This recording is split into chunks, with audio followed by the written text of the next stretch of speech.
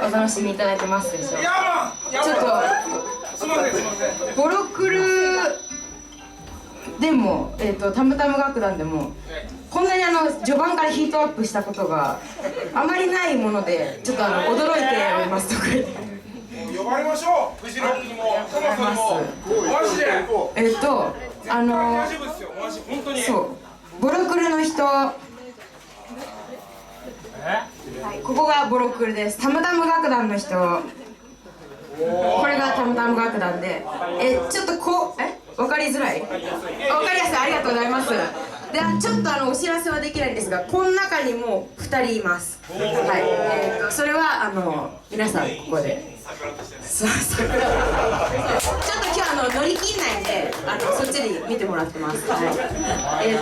なんか昼間大井町のなんか駅前でね、大井町すいません、もう両方今日は一日お付き合いいただいて嬉しい限りです。はい。どんたく祭りっていうのをなんかやってて、呼んでいただいて行ったんですけど、昼間はね、外のステージで全員民族衣装的なね着て、だいぶ夜またリンゴ屋仕様でね、違う感じで、私調子に乗って一回帰ってハイヒールなんぞ履いてきたんですけど、あそこで靴脱ぐっていうのをリンゴ屋についてから思い出して、この T シャツになんかズボンみたいな感じでね、やらせていただいております。はい、ありがとうございます。そ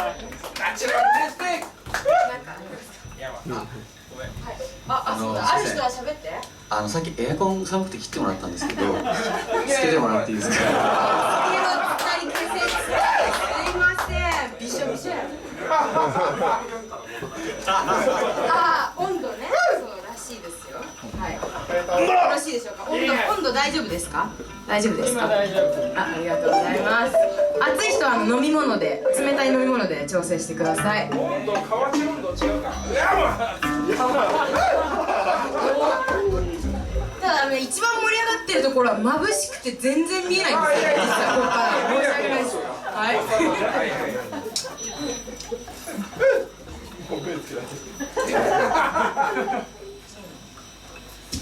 よし。どんどん行こう。やろうか。やって。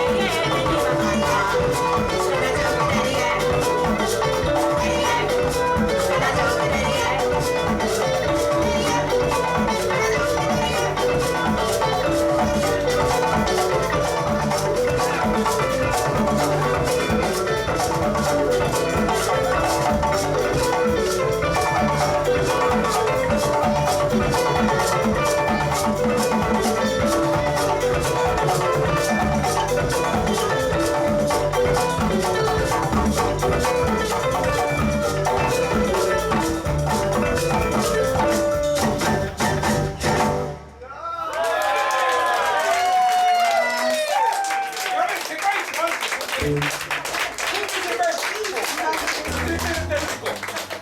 いいわ、もうブラッドンベリーで大鳥取ってもらいましょう、マジで本当に。